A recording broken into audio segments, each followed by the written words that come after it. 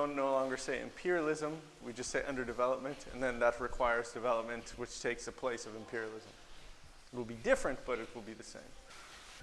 So 3 movements. One is that at this level of the subject, you move from a user of a space to a consumer of a particular mode of consumption, of spaces, of type, privacy, of particular commodities.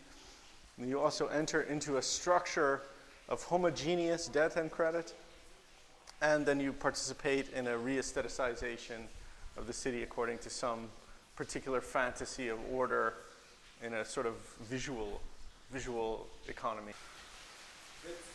About the aestheticization is that it, of course, looks more orderly visually to stack a bunch of blocks and put them in this configuration, rather than the quite difficult to read scenario of the kampung. But that aesthetic ordering does not have a social correlation.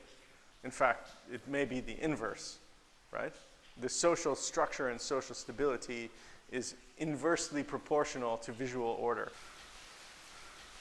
This idea of incrementality, why do we need to improve so fast? If we actually participate in saving, then we have a much greater investment in the thing built because we had to save for it. So what we decide to do with the money we save is much wiser than what we decide to do with money we borrow. There's no question, any study can say this.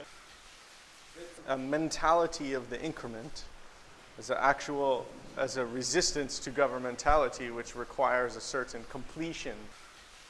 Urban poverty in the 21st century will be under attack.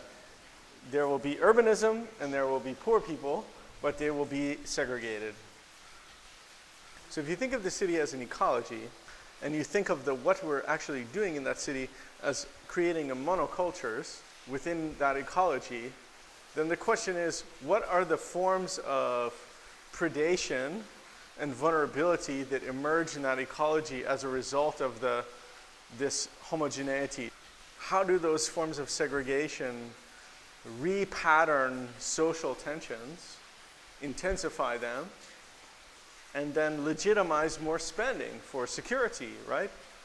You have to get over the fact that this is a problem. It's not a problem. It's an opportunity for capital. We can sell more fences, sell more cameras, we can sell more police vans, we can sell more, all of the security apparatus. I think there's a fundamental misconception that within the logic of capital, livability is a consideration. And it's not. Livability is a residual effect of wealth, but it is not a goal of capital.